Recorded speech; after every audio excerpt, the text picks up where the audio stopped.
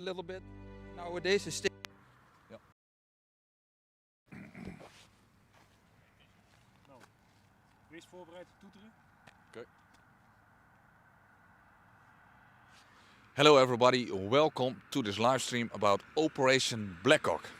The purpose of this operation was to clear the so-called Ruhr Triangle. And this was formed by the towns of Roermond and Sittard on the border of the Netherlands and Germany and between the rivers Maas and Ruhr. The Germans resisted fiercely and often launching night surprising attacks. The weather conditions were really terrible and tanks and vehicles were often stuck in the muddy roads. This operation, which started on 16 January 1945, was therefore a hard-fought success. And today we're going to visit some historical locations around the involvement of the Royal Marines during this Operation Blackhawk. And we're going to do that together with guide and historian Richard van Kessel.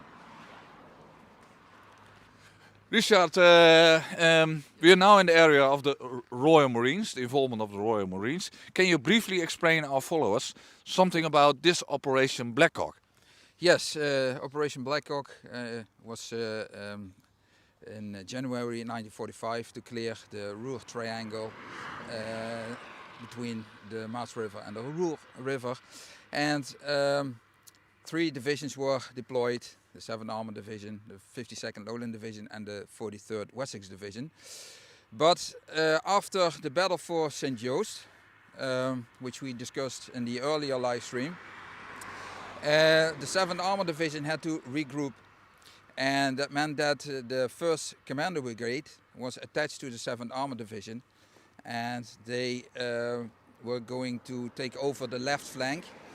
And their objective for the 23rd of January was to clear the area between the Maas River and the railroad Sittard-Roermond and liberate the towns of Maasbracht, Brachterbeek and Linne. We are now standing in Brachterbeek, and 1st Commando Brigade departed at 6 o'clock in the morning with 6 Commando on point. 6 Commando was one of the commandos attached to the 1st Commando Brigade, and at 10 o'clock they had liberated Maasbracht. The German opposition had departed Maasbracht, and so Maasbracht was found empty. After that, 4 or 5 Royal Marines took over, it's the 2nd commando within the 1st Commando Brigade, and they had to liberate Brachterbeek. And also Brachterbeek was clear of the enemy, they had departed.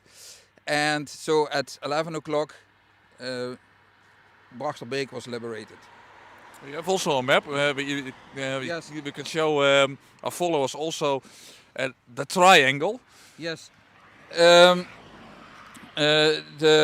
bridgehead, the Germans had at the west side of the Ruhr, was a triangle with Roermond on top and Maaseik on the left side, and on the right side Geidenkirche. This was the triangle. And we are now here at this spot, and it was part of task Dolphin. And so when Brachterbeek was liberated, a troop from 4 or 5 Royal Marines got the order to go to Maasbracht Station, which is located to the east from here. Yeah, that's the white building over there in the distance. One of the houses that were there at at that time. The station isn't there anymore, but that was the object. So a troop with section from Lieutenant Thomas on point walked over this road towards the station. They had their Dennison smocks with a green beret, and everything was covered with snow. So yeah, they were an easy target. The Germans, they were hiding behind the Vlootbeek stream. That's over there. Yeah, that's behind those trees way in the back. It's difficult to see at the moment. And they were walking here, and Lieutenant Thomas with his section was almost at the crossroads when they saw a German coming out of one of the buildings over there. Lieutenant Thomas shot him, and at that moment all hell broke loose. The Germans reacted with mortar fire, artillery fire, because of a windmill which was still standing behind those trees over there. There was an observation post, and they saw the commandos coming with their green berets and their Denison smokes. They were an easy target. With no winter clothing. No winter clothing. So the section from Lieutenant Thomas was pinned down at the crossroads, but the second section from Lieutenant Corrie was 150 meters behind. And they were almost at this point where we are now, in the middle of, there was no cover, there were only 2 potato stacks. They went in hiding after those potato stacks. But Lieutenant Corrie decided we have to go to the station and help Lieutenant Thomas. But at the time that they wanted to sprint to the station, they were also shot at, and 3 Marines were wounded in the field. So Lieutenant Corrie himself, Marine Wheeler, and Marine... And this is around this area? Yes, that's correct. And Marine Wales. And Lance Corporal Eric Harden, who was in the farm building over there. That's the farm building for our... Yes, that's the building over there. And he noticed it, and he knew, I have to do something, otherwise those guys will be killed, and with the cold temperatures, etc. So he went outside and went to the 3, checked them out, and first evacuated Marine Wheeler back to the farmhouse, and there he got the message from his commander: no, you're not going outside, we have to wait for tanks. But he still did, went outside with help from 2 others, and they evacuated Marine Wales, who was he was in a bad shape. But on the way back, Marine Wales got shot and died of his wounds. But Lieutenant Corrie was still outside, so the party of the 3 men went out again, and with the evacuation of Lieutenant Corrie, Eric Harden was shot in the head and died instantly. The commandos were there at that moment. That made a huge impression on them. The way Eric Harden he wanted to help those commanders that were lying in the fields, and so they directly issued an order.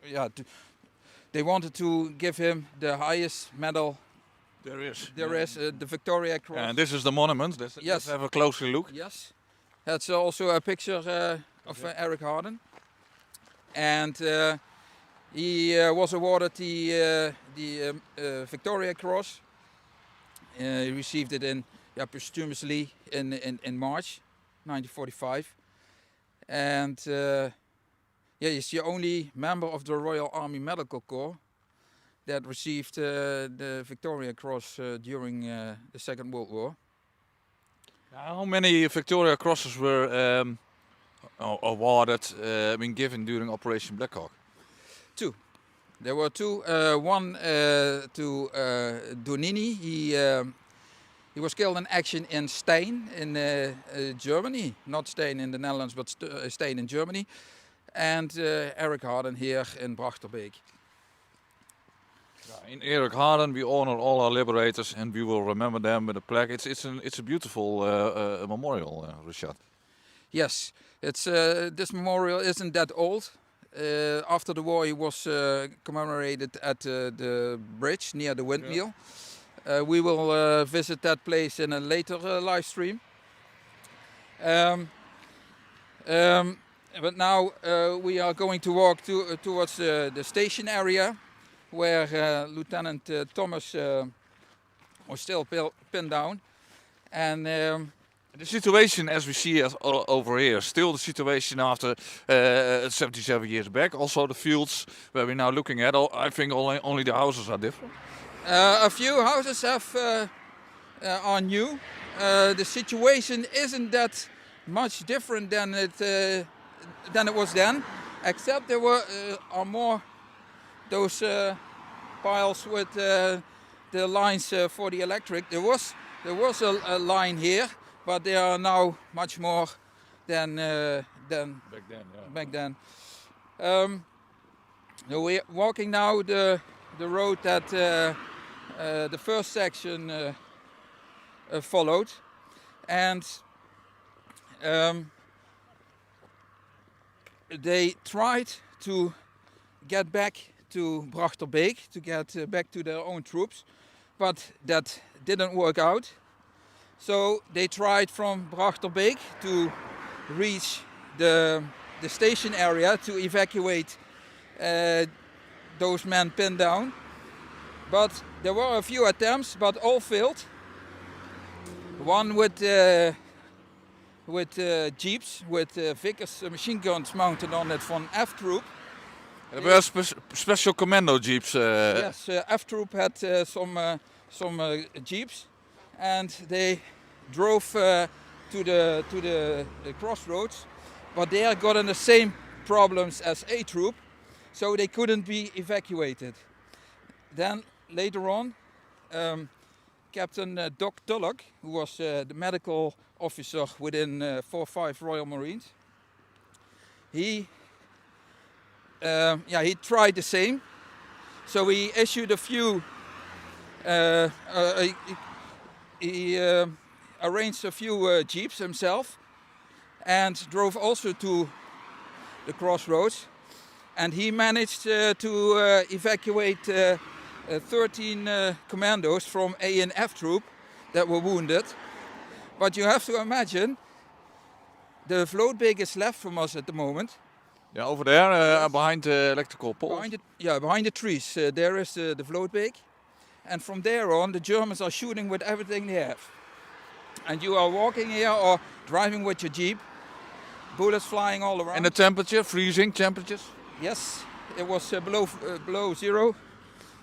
And so, harsh conditions. And so Doc Tulloch, he managed to evacuate a few, 13 guys. He received the Military Cross for that action. And